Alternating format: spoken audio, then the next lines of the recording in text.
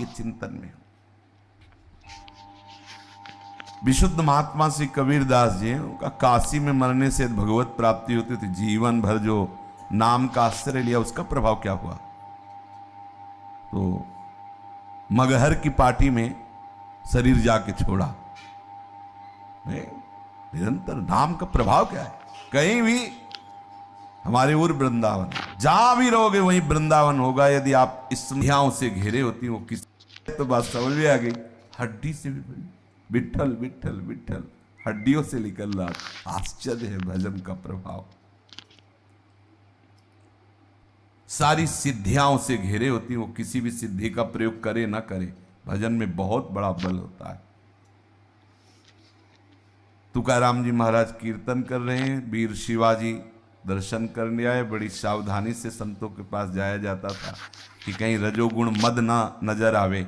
तो एक अंगरक्षक और आप बिल्कुल साधारण वेशभूषा में सामने जाके प्रणाम किया हो तो शुरू थे विठल विठल का इशारा कर दिया। इतने में मुगलों को पता चल गया कि बिना किसी सेना के सुरक्षा के शिवाजी अंदर। वो अंगरक्षक भय मानते धीरे से आया और बताया कि आप घेर चुके हैं, आसपास म्लेच्छ सेना घेरे हुए है। तुकाराम जी की तरफ देखा उन्होंने, वो बैठे, पूरी म्लेच्छ सेना अंदर आ गई। पूरी जांच की तो केवल तुकाराम जी दिखाई दिए, ना अंगरक्षक ना शिवाजी दिखाए। सामने बैठे दिखाई। थोड़ी देर बाद उनका गलत सूचना मिली थी। शिवाजी ने आश्चर्य, सामने बैठे, अरे कर तुम अन्यथा कर तुम, सर्व समर्थ प्रभु का नाम है और नाम जापक महापुरुष के समीप बैठे, विघ्न कोई स्पर्श नहीं कर सकता। बड़ा महिमा में है। प्रचंड अग्नि की ज्वाला में संपूर्ण लंका भस्म हो गई। विभीषण जी की कुटिया में धुआं भी नहीं लगा। एक विभीषण कर गृह नाय। बजा भजन का बड़ा प्रभाव। हनुमान जी की पूंछ का एक बाल भी नहीं जला। बाल, पूंछ की तो बात जले, बाल नहीं। क्यों? ताकर दूत अनल जे सिरजा, जरा न सो। अग्नि का किसने निर्माण किया? श्री हरि ने। हरि के दूत है, दास को अग्नि कैसे ताप दे सकती है? अग्नि चंदन के समान शीतलता। हाँ, विश्वास करो अपने प्रभु पर और उनकी स्मृति पर। जब तक चित्त में तुम्हारे किसी बात से क्षोभ हो जाए, विषाद हो जाए, तब तक तुम समझना भी भजन रंग नहीं लाया। कोई भी परिस्थिति घटना तुम्हें क्षुभित नहीं कर सकती, दुखी नहीं कर सकती, विषाद नहीं हो सकता। क्या? हरि है ना। अभी क्या है हमारी स्थिति? नहीं। देखो महापुरुषों के ये वचन है, जब तक कोई घटना तुम्हें क्षुभित कर देती है, विषाद युक्त कर देती है, तुम दुखी हो जाते हो, तुम रोने लगते हो कि हाय हाय, तो समझो आपके भजन में कमी। आप किसी से अपनी पोल मत खोलो। कूटस्थ हरि के चिंतन को बढ़ाओ, भजन बढ़ाओ, भी सब ठीक हो जाएगा। भजन बढ़ाओ धीरे धीरे, और नाम बढ़ाओ, और नाम जप बढ़ाओ। जब तक हमारे एकमात्र आकर्षण प्रभु नहीं होंगे, एकमात्र ममत्व का केंद्र प्रभु नहीं होंगे, तब तक ये हर्ष विषाद आते रहेंगे। नित्य निरंतर बरसने वाली भगवत कृपा को तुम ठुकरा दोगे। यही हो रहा है। भगवत कृपा हो रही है, अहंकार के कारण हम उसे ठुकरा देते हैं। भगवत कृपा तो अहेतु की है, लेकिन ये अहम वो बर्दाश्त नहीं कर पा रहा। भगवत कृपा का जो पाचन होता है वो दैन्यता से होता है, अहंकार से वमन हो जाता है। जिसके हृदय में जितनी अधिक दैन्यता होगी, उतनी भगवत कृपा वहां एकत्रित होती जाएगी, पचती जाएगी। एक बार अयोध्या के किसी महापुरुष के समीप एक भागवत प्रवक्ता गए। उनका, महाराज हमारी इच्छा है कि आपके ठाकुर जी को भागवत सुनाए। उनका सुनाई, भागवत सुनाया तो उनका, भाई भागवत सुनाने के बाद कुछ दक्षिणा देने का विधान होता है।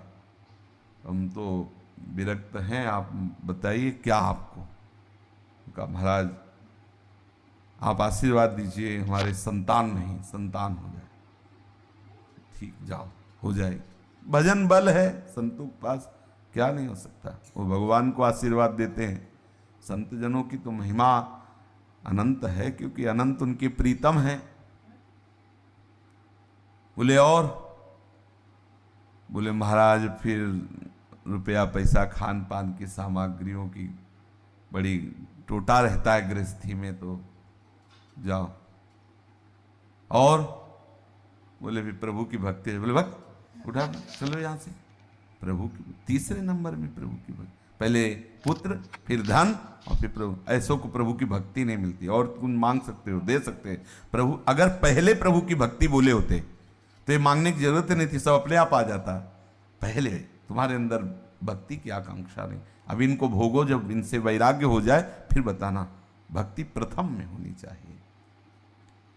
ये जो ऐसा सोचते हैं कि खूब धन संपत्ति आडंबर आदि के द्वारा, नाटक के द्वारा आ जाए और उनको भोगे फिर भक्ति, भक्ति ऐसी नहीं होती। हाँ, भक्ति के आश्रित आप हो, भक्ति महारानी हृदय में आएंगी तो विशुद्ध ज्ञान विशुद्ध वैराग्य हृदय में रहेगा, तो प्रभु का संपूर्ण वैभव, रिद्धियां सिद्धियां मोक्ष सब आज, क्योंकि प्रभु जाए वहां कौन सी कमी रहेगी। लेकिन अगर आपने इनकी प्रधानता कर ली और भक्ति को बाद में रखा कि वो भक्ति, फिर नहीं भक्ति महारानी आएंगी। सटकंटक देखे जहां राहे न भक्ति निदान।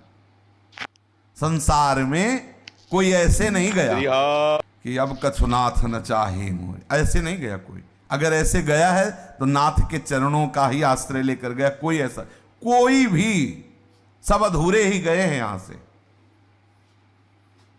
किसी संत ने सुनाया था कि जब रावण का अंतिम समय था, संतों की वाणी होती, किसी इशारे से समझा सकते, तो प्रभु ने लक्ष्मण जी से कहा महाविद्वान है, ब्राह्मण ब्रह्म ऋषि की संतान है, अंतिम समय है, पूछ लो जाके इससे कुछ। तो लक्ष्मण जी गए, सिराने खड़े हो गए, तो ऐसे देखो कुछ बोला नहीं। आए बोले तो कुछ बोला नहीं। बोले कहाँ खड़े हुए थे? बोले सिराने। ले ऐसा चरणों की तरफ जाओ और ऐसी मुद्रा में, क्योंकि तभी गए ऐसी। तो उन्होंने कहा कि हम आपका अंतिम अनुभव सुनना चाहते हैं। प्रभु ने कहा है। बोले अभी तो हमें मूर्छा आई थी, इसलिए अभी तो युद्ध करेंगे प्रभु से। पहली बात तो ये हमारे हृदय की आकांक्षा। दूसरी बात ये हम बताए जा रहे हैं कि अद्भुत शास्त्रों का ज्ञान महादेव की कृपा से है और बल भी है, समस्त देवताओं को पराजित करने का बल है।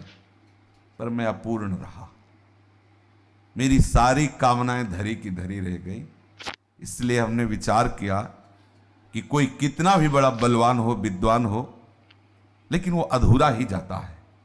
जब तक उसे वस्तु का, तत्व का बोध नहीं होता, तब तक। आज मैं अधूरा जा रहा हूं। मैंने सोचा था कि समुद्र जो हमारी खाई है, इसे मीठा कर दूंगा, ये नमकीन है ना, मीठा कर दूंगा। सोचा था कि रात्रि को आने नहीं दूंगा, प्रकाश ही प्रकाश है।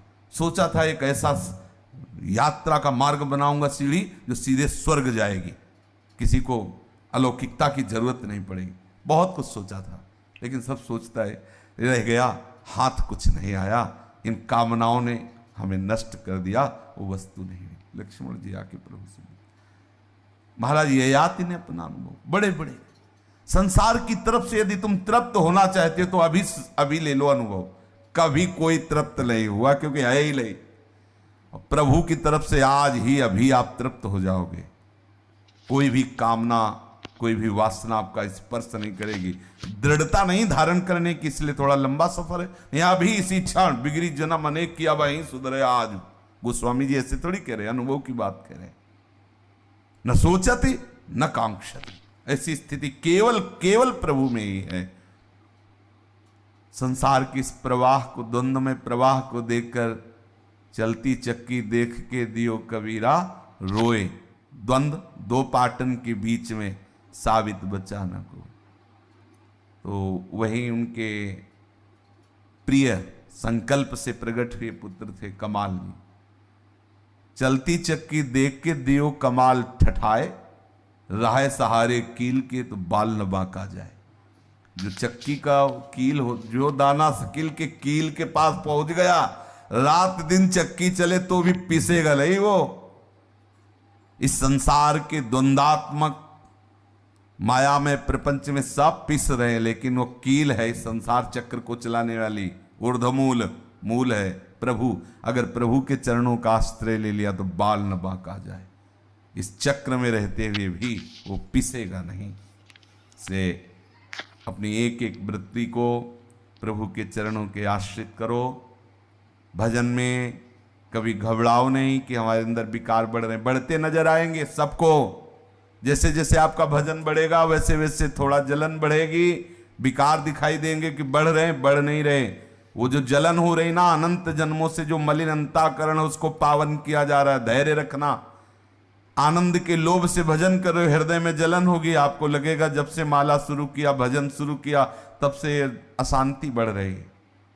देखा गया महापुरुषों के समीप जाने पर शास्त्रों में लिखा है शांति मिलती है, लेकिन आपका हृदय जलने लगेगा, आपको परेशानी महसूस होगी। मन कहेगा भागो, पहले अच्छे थे, दूर रहो, क्योंकि दूर रहने से तुम्हारे ऊपर कर्म संस्कार लागू होंगे और जहां जा रहे हो वहां कर्म संस्कार भस्म किए जा रहे हैं।